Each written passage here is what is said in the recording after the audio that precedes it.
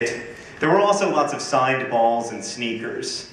I used to play basketball, he explained. You must have been pretty good.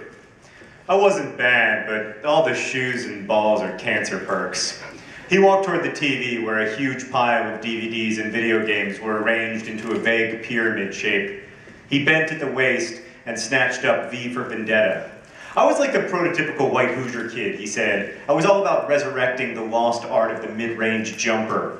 But then one day I was shooting free throws, just like standing at the foul line at the North Central gym, shooting from a rack of balls. And all at once I couldn't figure out why I was methodically tossing a spherical object through a toroidal object.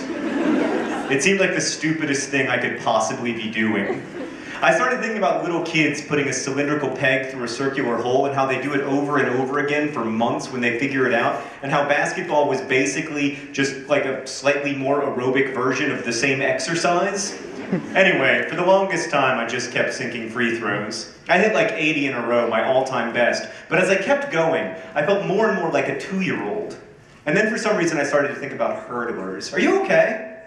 I'd taken a seat on the corner of his unmade bed. I wasn't trying to be suggestive or anything. I just got kind of tired when I had to stand a lot. I'd stood in the living room, and then there had been the stairs, and then more standing, which was quite a lot of standing for me, and I didn't want to faint or anything. I was a bit of a Victorian lady, fainting-wise. I'm fine, I said, just listening. Hurdlers? Yeah, hurdlers. I don't know why. I started thinking about them running their hurdle races and jumping over these totally arbitrary objects that had been set in their path, and I wondered if hurdlers ever thought, you know, this would go faster if we just got rid of the hurdles. This was before your diagnosis, I asked? Right, well, there was that, too. He smiled with half his mouth.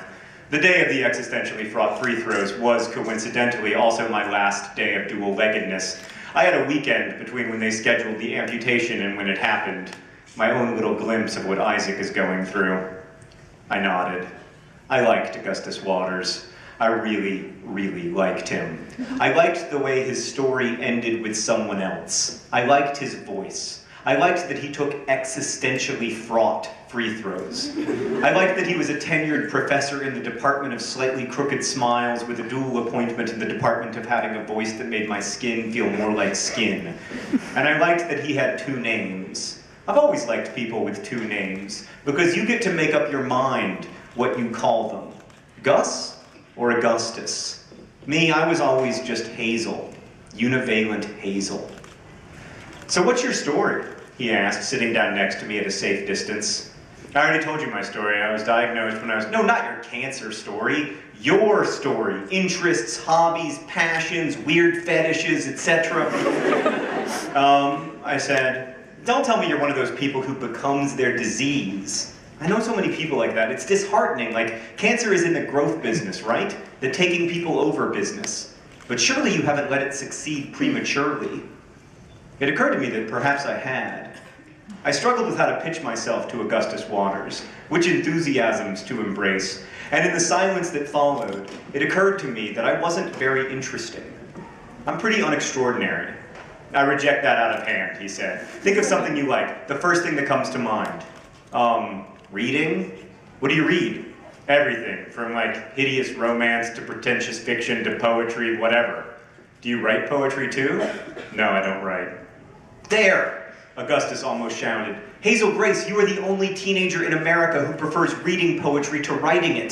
This tells me so much. You must read a lot of capital G great books, don't you? I guess. What's your favorite? I said. My favorite book by a wide margin was An Imperial Affliction, but I didn't like to tell people about it. Sometimes you read a book and it fills you with this weird evangelical zeal, and you become convinced that the shattered world will never be put back together unless and until all living humans read the book. And then there are books like An Imperial Affliction, which you can't tell people about. Books so rare and special and yours that advertising your affection feels like a betrayal. It wasn't even that the book was so good or anything. It was just that the author, Peter Van Houten, seemed to understand me in weird and impossible ways. An Imperial Affliction was my book, in the way my body was my body, and my thoughts were my thoughts.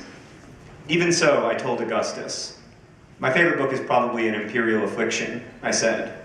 Does it feature zombies? He asked. No, I said. Stormtroopers? I shook my head. It's not that kind of book. He smiled. I'm going to read this terrible book with the boring title that does not contain stormtroopers, he said. And I immediately felt like I shouldn't have told him about it. Augustus spun around to a stack of books beneath his bedside table. He grabbed a paperback and a pen. As he scribbled an inscription onto the title page, he said, "All I ask in exchange is that you read this brilliant and haunting novelization of my favorite video game."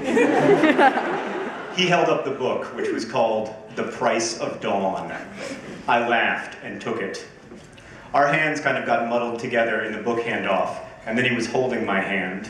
"Cold," he said, pressing a finger to my pale wrist. "Not cold so much as under-oxygenated," I said. "I love it when you talk medical to me," he said. He stood and pulled me up with him and did not let go of my hand until we reached the stairs. Later, as I put the car into park outside my house, I looked over at him. He really was beautiful. I know boys aren't supposed to be, but he was. "Hazel Grace," he said, my name new and better in his voice. "It has been a real pleasure to make your acquaintance." "Ditto, Mr. Waters," I said. I felt shy looking at him. I could not match the intensity of his water blue eyes. "May I see you again?" he asked. There was an endearing nervousness in his voice. I smiled. "Sure. Tomorrow?" he asked. "Patience, Grasshopper," I counseled. "You don't want to seem overeager." "Right, that's why I said tomorrow," he said. "I want to see you again tonight, but I'm willing to wait all night and much of tomorrow." I rolled my eyes. "I'm serious," he said. "You don't even know me," I said. I grabbed the book from the center console. "How about I call you when I finish this book?" "But you don't even have my phone number," he said. "I strongly suspect you wrote it in the book." He broke out into that goofy smile. "And you say we don't know each other."